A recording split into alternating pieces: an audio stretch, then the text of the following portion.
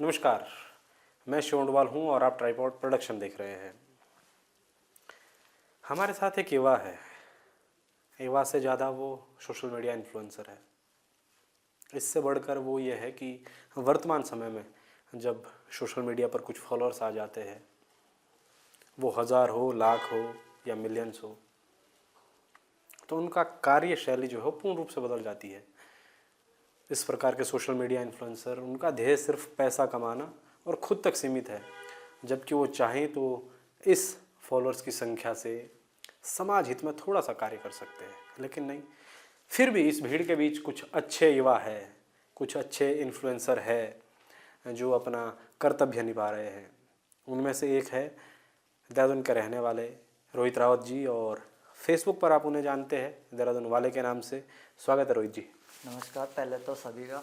पहले तो आपका धन्यवाद शिवम जी का, जो मुझे अपने पॉडकास्ट पर बुलाया। मेरे से पहले मेरे परिचित मोहित डिमरी जी, बॉबी पवार, त्रिभुवन चौहान, काफ़ी अच्छा नाम है इनका, युवा के लिए प्रेरणा है। आपने इनका पॉडकास्ट किया तो मैं सौभाग्यशाली अपने को महसूस कर रहा हूँ कि मुझे भी आपने इन्वाइट चलो, ये किया। मेरा पहले भी तो सौभाग्य है। धन्यवाद कि मेरे को पॉडकास्ट पर बुलाया। शायद आपका कार्य वैसा है और हम खुद को अभी तक ऐसा बना पाए कि जो ग्राउंड पर रियली काम कर रहे हैं उन लोगों के साथ कनेक्ट कर रहे हैं। हम भी फॉलोअर्स और व्यूज़ के पीछे भी नहीं भाग रहे हैं। ये शायद बचे रहेंगे, ऐसी उम्मीद भी है। कोशिश भी पूरी करेंगे कि बचे रहें, अच्छा ही काम करें।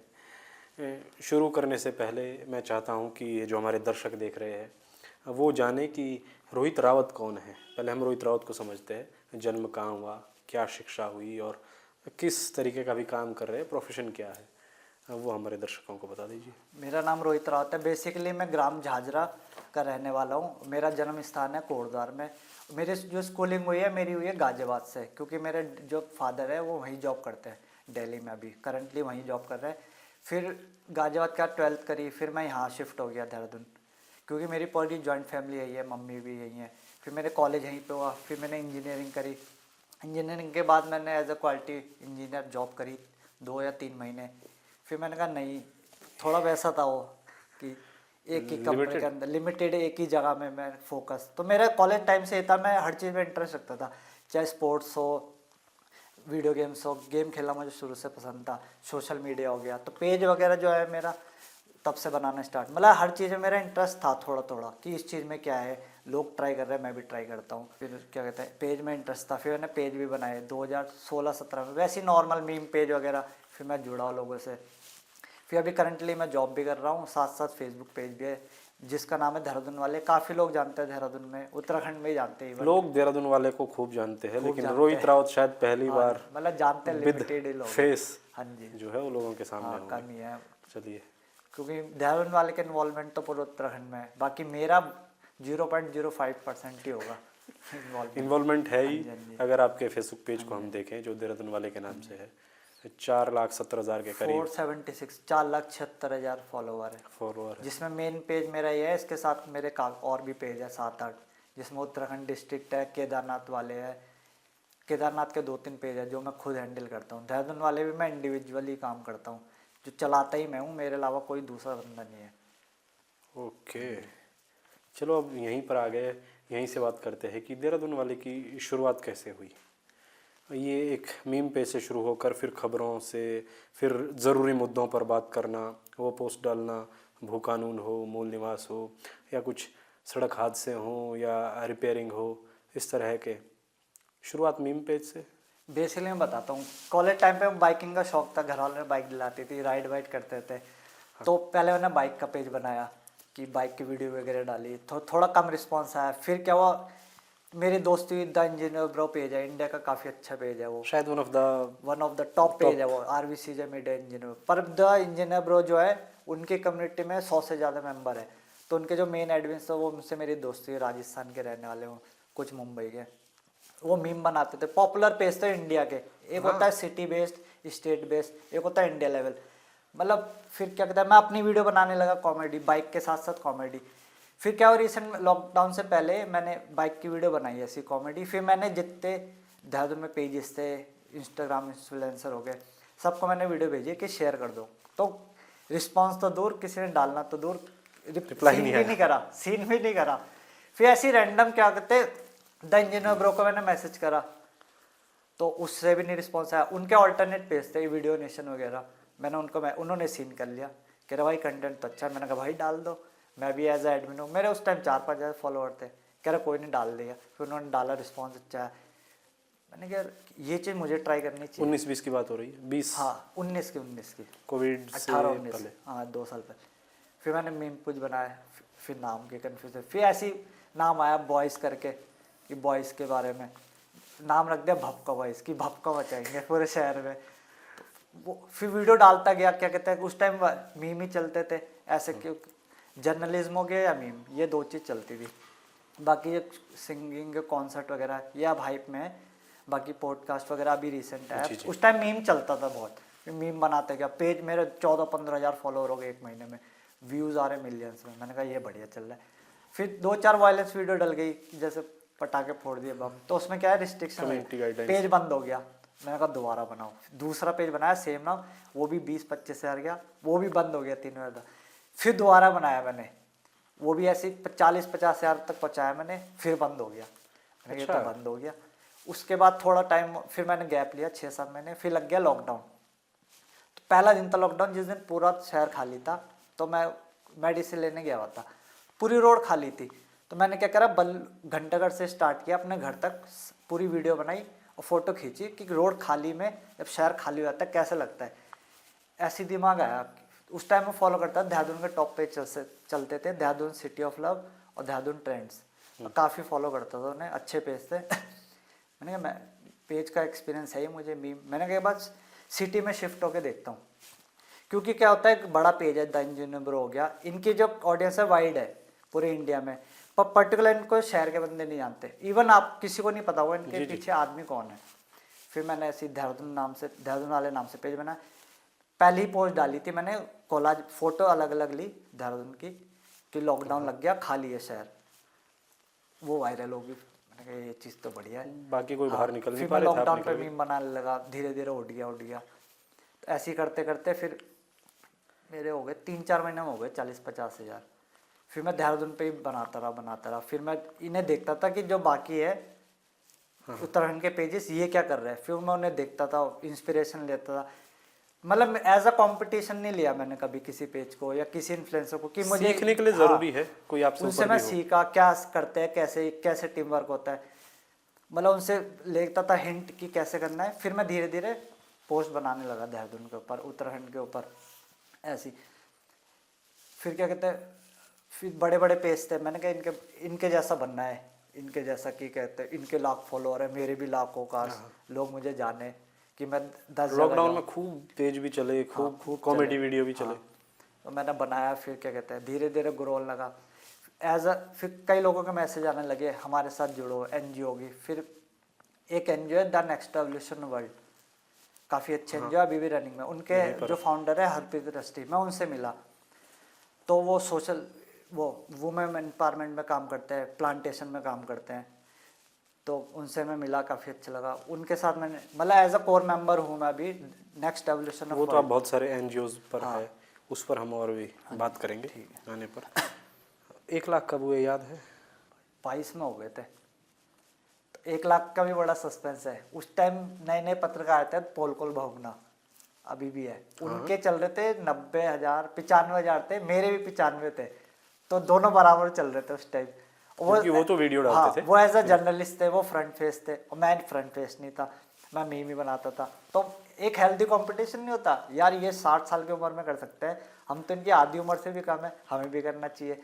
मतलब इंस्पिरेशन, एज ए इंस्पिरेशन लिया मैंने उन्हें। मैंने कहा इनके साथ साथ चल रहा है, जहाँ अगर ये बढ़ेंगे तो मैं भी बढ़ूंगा।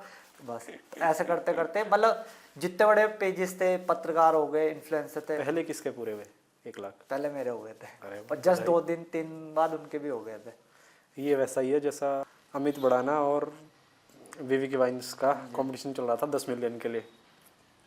बाकी कंपटीशन भी नहीं कह सकते क्योंकि वो फील्ड, उनकी फील्ड ही अलग है। वो एज अ जर्नलिस्ट है, बड़े पत्रकार है, विद फेस वैल्यू। वो एज अ रिक्वेस्ट भी कर दे वीडियो पे लाइव की मेरे को मुझे 1 लाख करने हैं, लोग आएंगे। पर मैं एज अ फ्रंट फेस उस टाइम भी नहीं आया था मैं, तब 1 लाख पे लाइव आया था मैं। फिर तब लोगों का काफ़ी प्यार मिला। मैंने कहा थोड़ा फ्रंट पे लोगों से जुड़ना भी ज़रूरी है। तब जाके फिर धीरे धीरे लोगों से जो हो गए आर्टिस्ट हो गए उतरंगे, तब मैं मिलने लगा 1 लाख के बाद। उससे पहले नहीं? नहीं, उससे पहले बिल्कुल हिडन था सर, कि कौन है क्या है, किसी को प्रमोशन के नहीं लिए इस समय आते थे जब 1 लाख के पता। करीब उससे थे? पहले भी आते थे, 40-50 हज़ार में आने लग गए थे कि हमारी इवन एनजीओ हो गई, काफ़ी चीज़ हो गई, रेस्टोरेंट हो गए लोकल, हमारा प्रमोट करो, पैसे ले लो। मैं कहा ऐसा नहीं, मैं अपनी मतलब जनता के साथ क्यों धोखा करना। मान लो मैं कहीं जा रहा हूँ, मुझे और बढ़िया पैसा डिमांड करते हैं। हाँ, उस समय क्या हाईएस्ट किसी ने कहा जो आपने छोड़ दिया, नहीं किया? मैं अपने मॉरल वैल्यू पर शायद आपने नहीं किया। मैं बता रहा हूँ, अभी रिसेंट मेरा क्या है, मतलब व्यूज़ अच्छा आ रहे थे उस टाइम जब मेरे 1 लाख से 4 लाख हुए, काफ़ी व्यूज़ आ रहे थे, मतलब टॉप पे चल रही थी मेरी रील। तो एक क्या कहते हैं डीएवी का कोई टीचर है, उनका कोचिंग इंस्टीट्यूट, उन्होंने कहा हमारा प्रमोशन कर दो। मेरे को पता नहीं था कितने पैसे लेते क्या कि, होता तो ही है मैंने सबके पूछा साथ, फिर influencer भाई के कितने साथ। पैसे लेते हैं प्रमोशन के? कह रहा मर्जी है कितने भी ले लो, 2,000, 4,000, 5,000। तो उन्होंने कहा हमारे इंस्टीट्यूशन है कि इंस्टीट्यूट है, बच्चे हाँ। रखने हैं, तो क्या कहते हैं पोस्टर प्रमोट कर दो। और मैंने कहा कितने पैसे मांगो? मैंने कहा चलो आपकी मर्जी जितने। उन्होंने कहा 1,000-2,000 ले लो। मैंने कहा छोड़ यार कोई नहीं, तुम 2,000 ही दे दो। उनकी मैंने फोटो डाली, एक्चुअली क्या है कमर्शियल में ना कम ही रीच आती है, उससे ऊपर के पोस्ट, उससे नीचे के पोस्ट सारे मिलियन में थे, सिर्फ वही पोस्ट थी जो नहीं गई वायरल। और उन पे ये मान लो 2,000 लिए थे मैंने, 2 से 3 बच्चे आए उन पे एडमिशन के लिए। तो थोड़ा उन्होंने कहा भैया और कर दो, मैंने चलो उनकी 2-3 वीडियो और डाल दी, तो थोड़ा मतलब उनके जो पैसे, मतलब 2-3 बंदे आना भी 2,000 रुपये तो हाँ वसूल हो ही वो गए तो होंगे वसूल हो। उनके। मैंने कहा नहीं यार, फिर थोड़ा अजीब सा लगा यार। मैंने कहा यार बंदे से पैसे लिया, उसका काम भी नहीं हुआ, मैंने एक चीज़ मतलब दिल को अजीब Regret सा सा हो लगा। रहा था। मैंने कहा नहीं यार, फिर मैंने करा ही नहीं फिर मैं उसके बाद प्रमोशन वगैरह। अब तो आते होंगे, अब तो खूब आते होंगे। 4.5 लाख है उत्तराखंड में, अच्छी खासी रीच है। आज के डेट में इवेंट होते हैं काफ़ी, उनके टिकट की क्या कहते हैं, आप हमारे टिकट सोल्ड आउट करो, 5% कमीशन, 10%। इवन रैपिडो जब स्टार्ट भी नहीं हुआ था, रैपिडो स्टार्ट हो रहा था देहरादून में, तब उनका आया था कि अगर रैपिडो जितनी बुकिंग होगी उसके क्या कहते हैं आपका कोड डल गया, जैसे देहरादून वाले 10% डिस्काउंट 20, उसका 5%, 10% आपको मिलेगा। मैंने वही मना कर दिया था। मतलब आते ही रहते हैं काफ़ी रेगरेट रेस्टोरेंट होता है? हाँ जी। रेगरेट होता है इनको छोड़ने का? रेगरेट नहीं होना चाहिए लाइफ में, नहीं, मैं तो ये समझता हूँ। फिर सबसे बड़ा प्रमोशन जो अभी हाल फिलहाल में आया और फिर आपने छोड़ दिया उसको, करने वालों की मैं बात नहीं कर रहा हूँ। एज अ मॉडलिंग एजेंसीज के आते हैं, जैसे Shows जो होते मिस्टर हैं, हाँ। उत्तराखंड हो गए, मिस उत्तराखंड, कंटेस्टेंट लाओ, क्योंकि वो मोटा पैसे लेते हैं, एक एक ट्रॉफी देते हैं वो। और उनका क्या होता है फोटो शूट का अलग चार्ज करते हैं, उनके जो ड्रेस हो गए, मान लो मैं एज अ मिस्टर उत्तराखंड के लिए पार्टिसिपेंट हूँ, मैं पहले रजिस्ट्रेशन फीस दूंगा, उनके जो शूट होंगे उसका पैसा चार्ज करेंगे वो, फिर जो फिनाले तक जाने के लिए जो कपड़े वपड़े लगेंगे उसका चार्ज, मोटा एक बंदे से 15 से 20 हज़ार रुपये। अगर 10 बंदे भी आ गए तो 2 लाख रुपए हो गए इनके, तो वो पैसे देने को तैयार होते हैं। फिर नहीं, ऐसे नहीं किया। कोई स्टार्टअप करना चाह रहा है, जैसे अपना शोरूम खोलना है, ये सो रेस्टोरेंट हो गए, काफ़ी चीज़ें तो मतलब इतने सारे इन्फ्लुएंसर है देहरादून में, अब तो एक बाढ़ सी आ गई है। कुछ अच्छा भी कर रहे हैं, उनकी तारीफ भी करते हैं, लेकिन मैक्सिमम वही है जो पैसा और व्यूज़ के पीछे भाग रहे हैं। इवन अपने परिवार और अपने और सोसाइटी के मोरल को साइड में रख के उन्हें सिर्फ पैसा और व्यूज़ दिखता है। आपके लिए क्यों नहीं है ऐसा? पैसा तो बढ़िया कमा सकते क्या हैं है, आप तो। एक हद तक ही मैटर करते हैं, मतलब व्यूज़ मैटर करते हैं, पैसा ही मैटर करता है। पर मेरा हिसाब यह है कि व्यूज़ से ज़्यादा तुम्हारी वैल्यू क्या है, तुम कहीं जा रहे हो, तुम्हें लोग कैसे ट्रीट कर रहे हैं, वो ज़्यादा मैटर करता है मेरे हिसाब से। तो मान लो पैसा कमाना ठीक है, कोई इन्फ्लुएंसर है, बिल्कुल बुरा नहीं है, कोई पैसा फूड जरूर लो। ब्लॉगर एग्जांपल दिन के 2,000 पे ले रहा है, उसे 15 दिन भी वो मिल गए शूट, हाँ, आना जाना फ्री, खाना फ्री, कंटेंट का कंटेंट मिल गया, 2,000 के हिसाब से 15-20 दिन के ले लो, 30 से 40 हज़ार पे हो गए। नॉर्मल इतने तो नॉर्मल किसी को प्राइवेट जॉब में सैलरी सैलरी भी नहीं मिलती देहरादून में तो नहीं मिल रही होगी। देहरादून जैसी में, और बल्कि मज़े के काम है ये। पर मैं इसे ऐसे लेके चलता हूँ, एक होता शॉर्ट टर्म, एक होता लॉन्ग टर्म। अगर तुम्हें लॉन्ग टर्म का विज़न लेके चलोगे जी, तो ये जो ओवरनाइट सक्सेस होती है ये ज़्यादा टाइम नहीं चलती, मेरा तो ये मानना है। कौन सा क्रिएटर या इन्फ्लुएंसर जो देहरादून से है अभी आपको पसंद है कोई? पसंद मिलते तो आप बहुत सारे इन्फ्लुएंसर से होंगे, डेफिनेटली मिलते होंगे। बाकी ये जब देहरादून वाले स्टार्ट ही हुआ था तो मतलब मेरी दोस्ती हुई थी प्रियंका मेहर, काफ़ी अच्छे लोग गायक हैं अभी भी, तो मेरी आज के डेट में बेस्ट फ्रेंड ही है वो।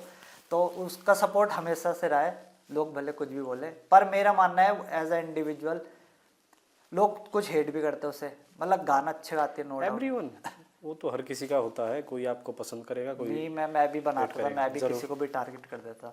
पर मैंने जब मैं देखो क्या होता है सोशल मीडिया में जो देख रहे हैं रियल लाइफ में बहुत फर्क होता है। पहले मैं उस पर भी बना देता था, करिश्मा हो गई, रूहान हो गया, अच्छे सिंगर है, प्रियंका मैर। तो जब मैं इन्हें जानता नहीं था, जो मैं चीज़ें देखता था सोशल मीडिया में, तो मैं टारगेट कर देता, अरे इस पर मीम बना देते, मज़ा आएगा, लोग हंसेंगे, कॉमेडी होगी, थोड़ा हिट मिलेगा। पर्सनली मिला, फिर मैंने देखा उसके साथ 2-3 बंदे हैं, पूरी टीम है, वो एक लौती लड़की है पूरे उत्तराखंड की जो खुद का घर नहीं चला रही, 10-12 जनों का घर चला रही है। उसका अगर एक शो होता है, उसके साथ को सिंगर बहुत होता सारे है, लोग, ड्रामर होता है, गिटारिस्ट होता है, उनकी सैलरी सब वो खर्चा करती है, बाकी जहाँ वो रहता है सब। तो ऐसा मैं देखूँ एक लड़की के लिए घर छोड़ के ये चीज़ करना बहुत टफ है। अगर कोई मुझे बोल दे तुम्हारे 4-5 हज़ार फॉलोअर है, एज अ मैं सिंगर, और तुम्हें 10 लोगों का भी घर चलाना, उन्हें पालना भी है, तो बहुत टफ है ये। तो इसलिए मैं अप्रिशिएट करता हूँ उसे, भले लोग कुछ भी बोले। अच्छा काम अप्रिशिएट किया जाना चाहिए। बाकी देखो सोशल मीडिया में उसके छवि अलग होगी, कुछ अच्छा ही मानते हैं जो सिंगिंग को पसंद करते हैं, पर एज अ पर्सनली देखा जाए तो काफ़ी अच्छे लोग हैं। जब तक तुम खुद ना मिलो, बैठो नहीं, तब तक तुम किसी को जज नहीं कर सकते, मेरा तो ये मानना है। आपने स्टार्टिंग में एनजीओज़ की बात की थी, आप खुद कई एनजीओ की कोर टीम में है, नेक्स्ट एवोल्यूशन हो गया या फिर टीम वॉरियर्स हो गया। टीम वॉरियर्स हो गया। एनजीओज़ वर्क कैसे करते हैं मैं और बताता हूँ इनका काम क्या रहता है? बेसिकली क्या है, फर्स्ट लॉकडाउन तो निकल गया, पेज भी ग्रो हो गया था, फिर लगा सेकंड लॉकडाउन, तो मेरे काफ़ी अच्छे क्लोज थे, मेरे फ्रेंड ही थे। तो कुछ दिल्ली में थे, कोई गुड़गांव, एम्बुलेंस चार्ज ले रही 40-40 हज़ार, 50-50 हज़ार, वो फ़ोन कर रहे भाई ऐसा ऐसा है, हमें अपने स्टेट में पहुंचना है, 40-50 हज़ार है, फिर वो पहुंच पाए, मेडिकल ट्रीटमेंट नहीं मिल पाया, ब्लड नहीं मिल पाई, ऑक्सीजन नहीं मिल पाई। तो उस टाइम ऐसी स्थिति हो गई थी, तो इंसान की जान से बड़ा कुछ नहीं था, पैसा फेम वेम सब साइड सब में था, साइड में इंसान की ज़िंदगी पहले थी। कुछ मेरे दोस्त थे जो उत्तराखंड तो पहुंच गए थे, ट्रीटमेंट नहीं मिला, वो एक्सपायर हो गए, किसी को ब्लड नहीं मिला, तो थोड़ा धक्का सा लगा यार, अपने बंदे चले गए, कुछ नहीं कर पाया मैं उनके लिए। फिर मैं पेज से हट के फिर मैं एनजीओज ढूंढने लगा जो इस चीज़ में काम करती है। फिर जो नेक्स्ट एवोल्यूशन वर्ल्ड थी उस वो आती है टीम वॉरियर के अंडर। फिर क्या है, एक शिवम भगुना जी है जो टीम वॉरियर के वो हैं फाउंडर। तो एज अ 5 साल हो गए ब्लड डोनेशन को। उसमें क्या है, जैसे आपको बी पॉजिटिव ए पॉजिटिव की रिक्वायरमेंट है, हमारी टीम में 1800 मेंबर है जो व्हाट्सएप पे भी है, इंस्टा पे भी, फेसबुक पे भी। तो हम ब्लड डोनर प्रोवाइड कराते हैं, उसके बदले में हम कोई चार्ज नहीं लेते, ना ब्लड बैंक वाला लेगा। बेसिकली क्या है, आप किसी को भी रिक्वायरमेंट होती है, वो देहरादून, ऋषिकेश, हरिद्वार, उत्तराखंड में, तो हम डोनर प्रोवाइड करवाते हैं free of cost. WhatsApp group है आप लोगों के हाँ सबका, जी, लोग भी जुड़ सकते हैं उसमें? हाँ पूरा प्रशासन है, इवन एसपी साहब हैं, पॉलिटिशियन भी है काफ़ी, जो अभी रिसेंट मेयर बने सौरभ थपलियाल, वो भी इसमें एनजीओ में जिससे पहले शुरू मैं से है। सवाल करता, आपने बता दिया। हाँ एक्चुअली क्या है, अभी लोग अब जानने लगे हैं कि मेयर बने हैं बीजेपी पार्टी से, कुछ हेट भी करते हैं, कुछ पसंद भी करते हैं, वो तो पर पार्टी का उनका अलग काम क्या है, मैं रहता उन 5-6 साल से उनके साथ हूँ, एनजीओ में ही है हम शुरू से। सौरभ काम थपलियाल। अच्छा है, काम आप देख सकते हो, कोई भी ज्वाइन कर सकता है, कोई भी नॉर्मल पर्सन भी, प्रशासन हो गया। सोशल मीडिया के थ्रू ही। हाँ बाकी आज के डेट में सबसे बड़ी एनजीओ है, हमें 2-3 बार अवार्ड भी मिले हैं हेल्थ मिनिस्टर से, जी। एसटीबीटी से, ये है।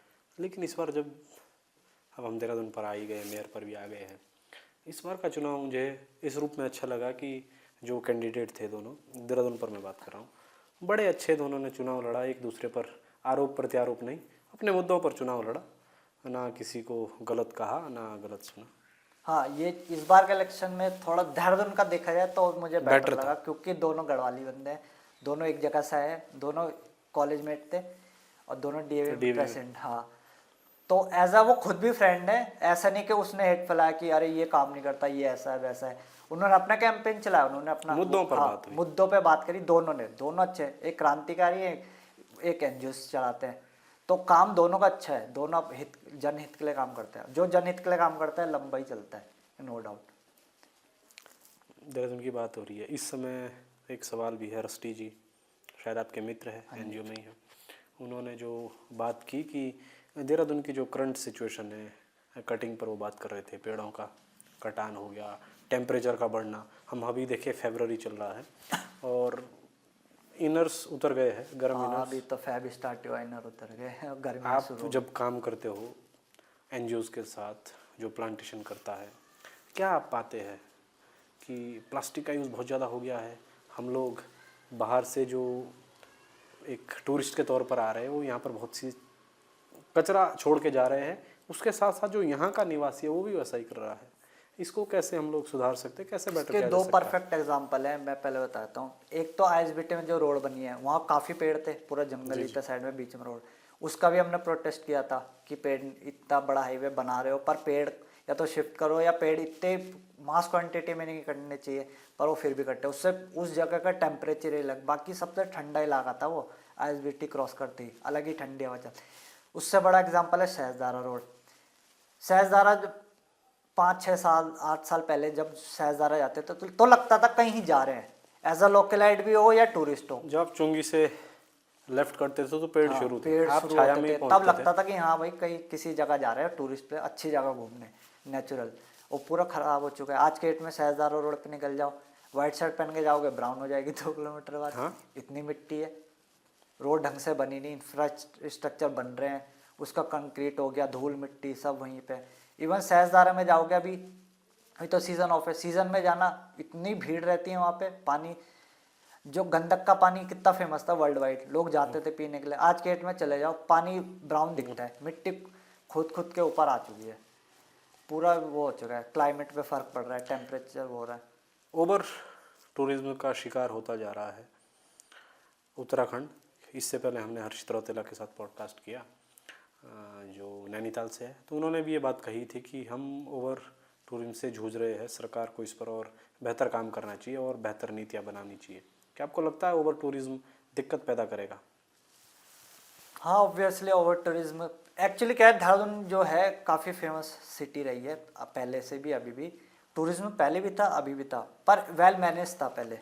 मैनेजमेंट। हाँ मैनेजमेंट नहीं है अब, पहले वेल मैनेज था। जैसे रॉबर्ट्स केव हो गई, मालदेवता, सहजदारा, मसूरी, टूरिस्ट पहले भी आते थे अभी भी आते हैं, ऐसा नहीं है। उस टाइम भी काफ़ी क्राउड रहता था पर वेल मैनेज था, पेड़ पाड़ थे, ग्रीनरी थी, नेचर था।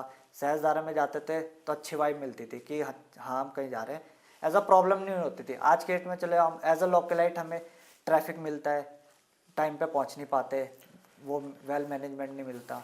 ये राष्ट्रीय खेल चल रहे हैं महाराणा प्रताप स्पोर्ट्स कॉलेज में देहरादून में, उसके सामने वाले उस जंगल में भी गए, वो हरा भरा जो सहस्त्रधारा के हरे भरे पेड़ थे वहाँ लगा दिए गए, है कोई जिंदा? नहीं, हमने, मैं बता रहा हूँ, हमने next evolution world team warrior ने मिलके वो करी थी प्लांटेशन ड्राइव मालदेवता में। हमने पेड़ लगाए थे, सिर्फ देखो पेड़ लगाने ही हर कुछ नहीं होता, पौधे लगाए जी थे, जी। तो उन्हें प्रोटेक्ट करना भी ताकि वो बड़े हो सके। तो हमने क्या करा, पौधों के साथ केज लगाए थे लोहे के, जिससे वो जी जी। ग्रो भी हो सके। बाकी जो लोकस थे हमने उन्हें कहा था इन्हें प्रॉपर पानी डालते रहना, बाकी हर हफ्ते 10 दिन हम चेक करते रहेंगे। पौधा तो छोड़ो, केजी कोई चुरा के ले गया, भेज दिया होगा किसी ने, तो कैसे तुम प्लांटेशन कर सकते हो? क्या फ़ायदा? क्या फ़ायदा उसका? प्रॉपर केज लगाए थे हमने कि वो पौधा प्रॉपर पर्टिकुलर पेड़ बन जाए। कम से कम 50 लगाए, 50 में से 10 तो पेड़ बने। जब वो केज ही नहीं रहे तो पौधा कैसे जिंदा रहेगा? तो जानवर वैसे ही खा जाएंगे। और वहाँ ऊपर से खनन का काम, वहाँ तो टिक ही नहीं सकता। इसी के साथ ना उत्तराखंड में जो वर्तमान में हम एक और ज़रूरी और अहम मुद्दा देख रहे हैं कि जो नए राजनीतिक चेहरे हैं, बॉबी पंवार हो गया, मोहित डिमरी, लोशन जैसे युवा जो है ना, इन्होंने एक भू कानून और मूल निवास की मांग बड़ी ज़ोर शोर से उठा रखी है। आपका इसमें क्या मत है? पूछ इसलिए रहा हूँ क्योंकि आप भी उनसे डायरेक्टली कनेक्टेड है, इन लोगों से, आपने पहले ही ये कहा था। हाँ देखो, मोहित डिमरी मेरे काफ़ी अच्छे मित्र हैं, मैं उनकी टीम में भी हूँ, कोर मेंबर हूँ। जैसे मैंने बताया एनजीओ में मैं खुद कोर मेंबर हूँ, ऐसे जो मोहित डिमरी की टीम में पहाड़ी स्वाभिमान सेना, अभी उन्होंने रिसेंट इलेक्शन भी लड़ते हैं जिसमें मास्टर जीते, तो मैं उनके ऋषिकेश से। हाँ एज अ कोर मेंबर ही हूँ, मेरे काफ़ी अच्छे परिचित है। बाकी बॉबी पावर से मिला नहीं, पर मैं उन्हें हमेशा फॉलो करता हूँ, एज अ आइडल मानता हूँ या मेंटोर मानता हूँ। भू कानून तो देखो काफ़ी ज़रूरी है, जैसे क्लाइमेट चेंज हो रहे हैं, आने वाले टाइम में ऐसी स्थिति हो जाएगी कि क्या कहते हैं, गर्मी तो बढ़ ही रही है, तापमान बिल्कुल ऐसा हो जाएगा। अभी तो मसूरी में बर्फ़ खत्म होगी, फिर धनौल्टी में खत्म, ऐसा टाइम भी आएगा आने वाले 8-10 साल में कि चक्राते तक में बर्फ़ नहीं बढ़ेगी, और ये रियलिटी है, इतना चेंज आ जाएगा क्लाइमेट में। तो ये बाकी मूल निवास देखो क्या है, 10 साल पहले की बात बताऊँ, फ्री ओपनली आप कहीं भी घूम सकते थे, किसी से मिल ले, आस पड़ोस हो गए। तो आज के डेट में वो माहौल नहीं है। घंटाघर साइड चले जाओ, राजपुर रोड, लड़ाई झगड़े हो रहे, यूथ लड़ रहे। तो क्या हो रहा है, बाहर से जो आ रहे हैं लोग यहाँ बस रहे हैं। अब तो यूसीसी लागू हो गया, उसमें क्या है, 1 साल जो रहेगा वो भी मूल निवासी हो जाएगा। तो उनमें हमें फ़र्क क्या रह गया, हम इतने साल से रह रहे, मेरी फैमिली हो गई यहाँ 50-60 साल हो गए। तो ये है। राजनीतिक लोग आपसे आते हैं प्रमोशन करवाने? प्रमोशन नहीं, राजनीतिक तो नहीं करता, पर यह है मेरे काफ़ी, अब देखो बीजेपी हो गई, कांग्रेस हो गई, वो सवाल पता क्यों है? सवाल यूँ है कि कभी डर लगा, क्योंकि सरकारें इस समय आप मानो ना मानो उस रूप में तो है जहाँ पर आपको एक मीम शेयर करने से पहले सोचना पड़ता है। देखो डर तो नहीं लगता, डर तो बिल्कुल नहीं लगता, क्योंकि देखो क्या कहते हैं, टारगेट तो मैंने सबको कराया, चाहे बीजेपी हो, कांग्रेस हो। इवन जो बड़े बड़े पॉलिटिशियन है वो मेरा पेज फॉलो करते हैं। कांग्रेस के जो बड़े नेता हैं देहरादून के, वो भी मुझे फॉलो करते हैं, क्योंकि यार मैं न्यूट्रल चलता हूँ हमेशा। कोई भी मैं खबर होगी, चाहे किसी के अगेंस्ट हो या किसी के फेवर में, मैं क्रॉस चेक करता हूँ।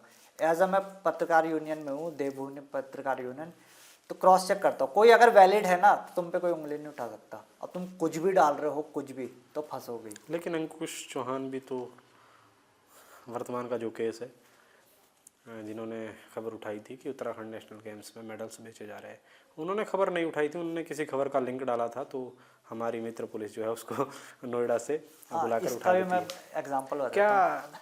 इतनी आज़ादी नहीं होनी चाहिए? देखो बिल्कुल होनी चाहिए। एक्चुअल में क्या है, देखो ये जो न्यूज़ थी, ये बड़े बड़े उसने भी डाली थी न्यूज़। पहली बात तो क्रॉस चेक करना चाहिए, इसका क्या रिसर्च करनी चाहिए, प्रैक्टिकल है नहीं है। अगर प्रैक्टिकल है तो डालो ऑब्वियसली। और पहली बात तो सच्चाई की जीत होती है, वो बाहर आ गया ना, किसी से नहीं, और जब तुम ठीक हो अपनी जगह। और इवन हमेशा मैंने देखा है कमजोर लोगों को दबाया जाता है। क्यों? जैसे मोहित डिमरी हो गए, बॉबी पार हो गए, अगर ये कुछ डालेंगे तो लोग सोचेंगे टारगेट करना है नहीं करना। वही अगर कोई भी रैंडम उठा ले जिसे लोग नहीं जानते, उठा लेंगे। अब लोगों को पता है भाई इसके पीछे लोग हैं, लोग जनहित के लिए काम करता है, तो भाई लोग आएंगे सपोर्ट में। अगर अंकुश बंदा चौहान भी सही शायद इसलिए ही बाहर आ पाया कि बहुत जल्दी जो है बॉबी पवार, मोहित डिमरी पहुंच एक्टिव हो गए थे। हाँ एक्टिव हो गए थे, और आज के दिन में एक्टिव होना जरूरी है। अपने यूथ के लिए तो सपोर्ट करना ही चाहिए। हर किसी को गलत के खिलाफ आवाज़ उठाने का हक हर किसी को होना चाहिए, और वो देखो अगर सरकार में भी इतनी हाँ, क्षमता होनी चाहिए कि वो सुन सके अपने खिलाफ सवाल। अगर देखो गलत होता तो न्यायालय उसके अगेंस्ट देता, या आज वो अंदर ही होता, बाहर नहीं आता।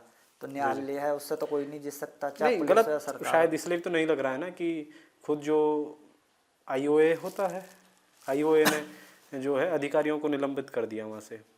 तो निलंबित क्यों करा अगर वो गलत नहीं थे तो? वही नहीं, मेरे हिसाब से तो ठीक था वो।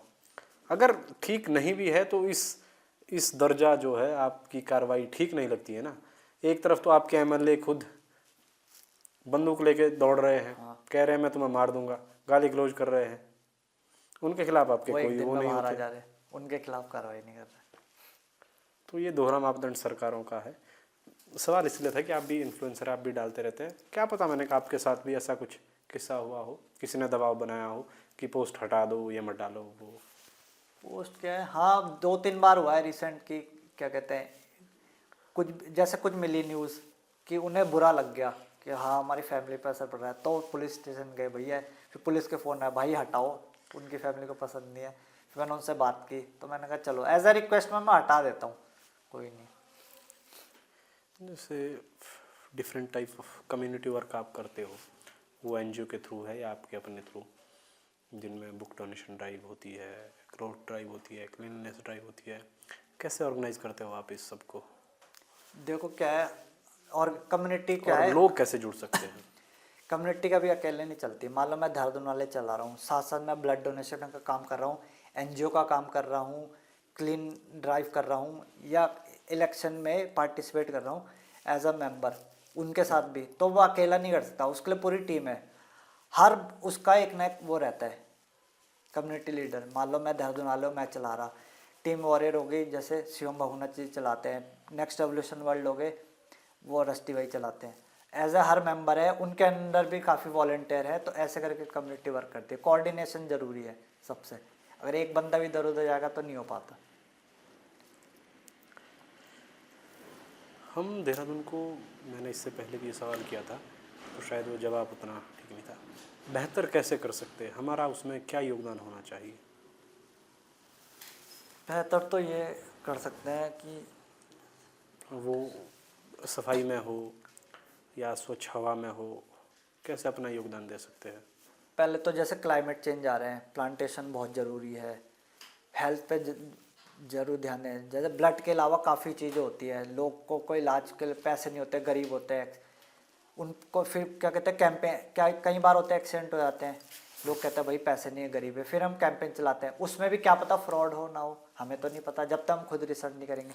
तो ऐसे मेरे हिसाब से हर क्षेत्र में हर जगह हमारे जैसे लोग होने चाहिए जो सोशल वेलफेयर के लिए काम करें, लोगों के लिए काम करें, ताकि बेटर वो हेल्थ हो गया, नेचर हो गया, वुमेन एम्पावरमेंट। आजकल कितने केस आ रहे हैं, रेप केसेस हो रहे हैं, लड़ाई झगड़े हो रहे हैं, उनको कैसे कम कर सकते हैं, वो भी ज़रूरी है। कहाँ से मिलती है ऐसा काम करने की प्रेरणा? अच्छे खासे फॉलोअर्स थे, मस्त पैसा कमाओ, घूमो फिरो, तो बस ये सोशल वर्क करने की प्रेरणा कहाँ से मिली? उनके साथ साथ बस हम ना पैसे ना लेना ना देना, अपना काम करना, खुशी भी मिलती है, लोग जानते हैं, थोड़ा ट्रीटमेंट अच्छा मिलता है, लोग कहते हैं हाँ भाई अच्छा काम करो, अलग थोड़ा लगता है, फील आता है, बिल्कुल रात को सुकून की नींद आती सुकून है? की नींद आती है, हाँ भाई कुछ तो अलग कर रहे हैं। पैसा तो बाद में भी कमा लेंगे, विजन है हमारा, कमाएंगे पर ढंग से कमाएंगे, लंबी रेस करनी है हमें, छोटी नहीं, लॉन्ग टर्म। लॉन्ग टर्म बिल्कुल। तो कुछ और जो करंट में आप लोग करने वाले हैं एनजीओ के थ्रू, या आपके जो प्लान्स है देहरादून को लेकर? एनजीओज में यह है, पहले तो ब्लड डोनेशन का मैं अभी तो देहरादून में पूरा हमने मतलब कर चुके हैं, क्या देहरादून में जितने ब्लड डोनेशन ड्राइव है हम कराते हैं। अभी नंबर एज अ उत्तराखंड में करना है, जो प्लांटेशन ड्राइव है हमें सिर्फ देहरादून नहीं, जितने डिस्ट्रिक्ट है उत्तराखंड के सारे कवर करना है। गढ़वाल रीजन में हमारी पकड़ ठीक है, हमें कुमाऊं रीजन भी करना है कवर, तो हम चाहते हैं सिर्फ देहरादून से लेके पूरे उत्तराखंड में होनी चाहिए चीज़ें। प्लांटेशन हो गई, वुमेन एम्पावरमेंट, वुमेन सेफ्टी के लिए काम करें, गरीबों के लिए काम करें, हेल्थ से रिलेटेड काम करें, तो ये एक सिटी बेस्ड नहीं रहना चाहिए, ये पूरे उत्तराखंड में होना चाहिए, पूरे राज्य के लिए। तो नेक्स्ट प्लान आपका यही है? हाँ, हमें वॉलंटियर्स चाहिए हर डिस्ट्रिक्ट में जो मैनेज कर सके, हरिद्वार, रुड़की, पिथौरागढ़, कुमाऊं, गढ़वाल रीजन, सब मास लेवल पे। और कौन ऐसा कार्य कर रहा है आपको लगता है किसी को जो है, मतलब हमें किसी से ऐसे बात करनी चाहिए जैसे हम आपके साथ बैठे हुए हैं, ज़रूरी मुद्दों पर बात हो सके, किसी को सजेस्ट करोगे हमारे लिए? मेरे एनजीओ के जितने हुआ एनजीओ जो चलाता है रस्टी जी। उनसे सबसे बात कर सकते हो, काफ़ी लोग हैं। इवन मेरे दो मित्र और है खास, एक है परबाली जी, एक है गौरव गौतम, वो है लाइन प्रोड्यूसर, अभी द कश्मीर फाइल बनी थी आप मसूरी में शिफ्ट, तो उनका बेसिकली काम क्या है, जितने उत्तराखंड में मूवीज़ होती हैं या टीवी सीरियल्स होते हैं, तो जो भी मैनेज करते हैं, एक मान लो आपको कोई मूवी बना रही है, मुंबई के डायरेक्टर हो, यहाँ बनानी है, तो जो भी अरेंजमेंट होगी, प्रोड्यूसर से लेकर जो भी काम होगा सब वो, लोकेशन से लेके परमिशन, तो सारा काम वही करते हैं, तो उनसे भी आप कर सकते हो, काफ़ी अच्छा है, उनका विज़न ही अलग है। तो क्या कहते हैं, काम सिर्फ उत्तराखंड में भी आना चाहिए, बाहर नहीं, मूवीज़ यहाँ भी शूट होनी चाहिए, यहाँ के लोगों को रोजगार मिलेगा, एक मूवी रोजगार जाएगी मिलेगा, ऊपर से गढ़वाली जो फिल्मों को इन्हें भी प्रमोट करना चाहिए, इनको भी ऊपर लेवल तक जाना चाहिए। जो लोग हमें देख रहे हैं उनके लिए कोई मैसेज तो यही है, अच्छा काम करो, लॉन्ग टर्म का सोचो, एक विज़न लेके चलो, एज अ टीम काम करो, अकेले अपने फ़ायदे के लिए सोचोगे तो कुछ नहीं कर पाओगे, मेरा तो ये है। बाकी अपने शहर के लिए काम करो, नाम कमाओ, पर कहता जनहित के लिए काम करो, क्योंकि जनता ही सब कुछ है, उठाने वाली भी जनता है, गिराने वाली भी जनता है। हमारे साथ कैसा रहा ये समय? हमसे काफ़ी अच्छा मिलकर लगा, आपने बुलाया। ठीक लगा? हाँ जी, बहुत अच्छा लगा। कुछ और जो आप कहना चाहते हैं और हमसे पूछना छूट गया हो, क्योंकि हम अब पॉडकास्ट के अंत में हैं, कुछ भी आप जो कहना चाहते हैं, मैंने नहीं पूछा या मेरे पास वो सवाल नहीं था और आप चाहते हैं मेरा तो देखो, ये जो भी मुद्दे हैं हेल्थ से रिलेटेड हो गए, एनजीओज वगैरह, ये तो सभी करेंगे, ये चलते ही रहेगा। एज आ हमें थर्ड फ्रंट की ज़रूरत है, जैसा हमने बॉय पार का लिया इंटरव्यू, मोहित त्रिभुवन चौहान, ऐसे हमें 2-3 नहीं, कम से कम हर डिस्ट्रिक्ट में हर जगह से ऐसे यूथ आगे आना चाहिए, हर कोई खुद सेक्रीफाइस नहीं करेगा तो उत्तराखंड का कुछ नहीं होगा। क्यों लगता है आपको, क्यों यूथ आगे नहीं आता है पॉलिटिक्स में? आज भी तो यूथ डरता है कुछ, डरते हैं क्योंकि आप तो मीटिंग में जाते हो ना, बॉबी पवार नहीं, मोहित मोहित डिमरी डिमरी की की। कई मीटिंगों में आप रहते हैं, कोर टीम में हो। क्या आपने फाइंड किया क्यों युवा डरता है? डरता नहीं है, क्यों आगे नहीं आ रहा है राजनीति में अभी? देखो आज के डेट में सबका ये है कि क्या कहते हैं, अपना खुद तक करियर सीमित। पहले, खुद तक सीमित, अपना करियर पहले सब। अगर मान लो मैं एज ए इन्फ्लुएंसर हूँ, मेरी जगह कोई और होता, देहरादून वाले किसी और पे होता, उसका एक ही फोकस होता कि मैं मज़े से घूमूं फिरूं, प्रमोशन करूं, पैसा कमाऊं, पैसा सबसे मेन, और दूसरा फेम। इन दो के अलावा तीसरा कोई टारगेट नहीं। आपकी जगह कोई और होता तो ये भी हो सकता था कि हम उसके साथ पॉडकास्ट नहीं कर रहे नहीं कर रहे होते, मैं मोहित डिमरी और के साथ नहीं मिला होता, मुझे लोग नहीं जानते होते, तो ये या फिर काफी आप फर्क हमारा रिप्लाई नहीं देते। होता। ऐसा ये भी हो सकता अगर आपकी जगह कोई हाँ, और होता, कोई और होता, 4.5 लाख, हाँ, 4 लाख इसका भी 17,000, परफेक्ट शायद आपको भी कई लोग रिप्लाई नहीं देते होंगे, इवन आपसे मुझे कम 5-10 फॉलोअर्स हज़ार वाले होंगे। फॉलोअर रिप्लाई नहीं देते, कहते भाई कौन है तो, मैंने कहा यार छोड़ क्या बोलूं। तो यूथ को आना चाहिए, जैसे मोहित डिमरी, बॉबी पवार, मैं एज ए इन्हें आइडल ही मानता हूँ। भले मेरे मोहित डिमरी काफ़ी अच्छे दो मित्र हैं, एज ए आइडल मेंटर मानता हूँ, क्योंकि इसका एग्जांपल हमने देखा था ऋषिकेश का इलेक्शन, जिसमें इन्होंने मेयर का इलेक्शन अभी। जिसमें इन्होंने मास्टर जी को उठाया था, जिसमें 10 से 11 हज़ार वोट तो हमारे कट गए थे पार्टियों के। 10-11 में से अगर 30% भी अगर रहते तो हम इलेक्शन जीतते। उसके बाद भी चलो जो हुआ वो हुआ, बोलना नहीं चाह रहा मैं, पर हम 1800 वोट से आ रहे, सिर्फ 18, क्या पता नेक्स्ट टाइम तो पक्का जीत जाएंगे। ऐसे और यूथ को आगे आना चाहिए। जब तक खुद सेक्रीफाइस नहीं करोगे अपने लोगों के लिए, शहर के लिए, अपनी स्टेट के लिए, राज्य के लिए नहीं सोचोगे तो कुछ नहीं हो सकता। पूरी दुनिया अपने तक सीमित है, थोड़ा आगे आना चाहिए यूथ को, मेरा तो ये मैसेज है। और बात बहस हो तो ये दुनिया बची रहेगी, वरना मशीनें बहुत हावी हो चुकी है। ये लाइनें कही थी इससे अपने लिए पहले तो हमने सब जिसके जीते साथ हैं, पॉडकास्ट किया था, दूसरों अनिल के लिए भी कार्की जी जीना ने। चाहिए। अपने लिए तो पूरी दुनिया जीती है, अपने राज्य के लिए जियो ना तो मजा है। हमारे साथ रोहित रावत जी थे और उनके ये विचार, हम उम्मीद करते हैं वो इससे बेहतर कार्य और करेंगे, और जब बेहतर करेंगे तो हम उनसे और मिलेंगे, उस पर भी सवाल जवाब होंगे। कैसा लगा आपको हमारे साथ ये चर्चा? कमेंट में लिखिए। किसी खास व्यक्ति से अगर मुलाकात चाहते हो, हम किसी के साथ पॉडकास्ट करें या किसी खास विषय पर चर्चा करें, तो कमेंट में नाम लिख दीजिए, हम कोशिश करेंगे उनसे जुड़ने की।